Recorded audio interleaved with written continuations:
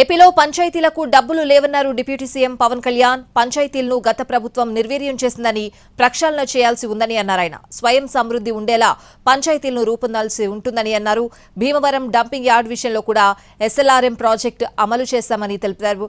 అయితే భీమవరం మున్సిపల్ శాఖ పరిధిలో ఉంటుందని, ఈ ప్రాజెక్టు అమలు విషయమై మంత్రి నారాయణతో మాట్లాడతామని వివరించారు. మేబీ పొలిటికల్ కారణాలు కావచ్చు, మేబీ అడ్మినిస్ట్రేటివ్ ఇష్యూస్ కావచ్చు, కానీ పంచాయతీలని సమూలంగా ఒక ప్రక్షాళన జరగాల్సిన అవసరం ఉంది. స్వయం సమృద్ధి పంచాయతీల మీదే మా దృష్టి ఉంది.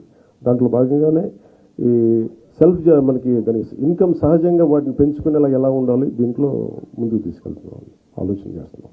నా కిందంతా నేను మాట్లాడగలిగేది పంచాయతీరాజ్ కింద వస్తే, భీమవరం నా కింద రాదు. బట్ స్టిల్ నేను అర్బన్ డెవలప్మెంట్ మినిస్టర్ నారాయణ గారితో కూర్చోబెట్టి మున్సిపాలిటీ సంబంధించి మేము కూర్చొని దాని మీద ఒక ప్రతిపాదన తీసుకురావాలి.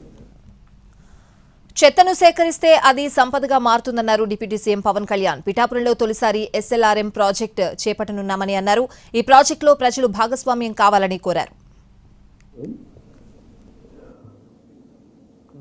గత మనందరికీ కూడా రోడ్ల మీద వెళ్తున్నప్పుడు చెత్త అనేది మన దైనందిక జీవితంలో ఒక భాగం అయిపోయింది. దాన్ని తీయలే.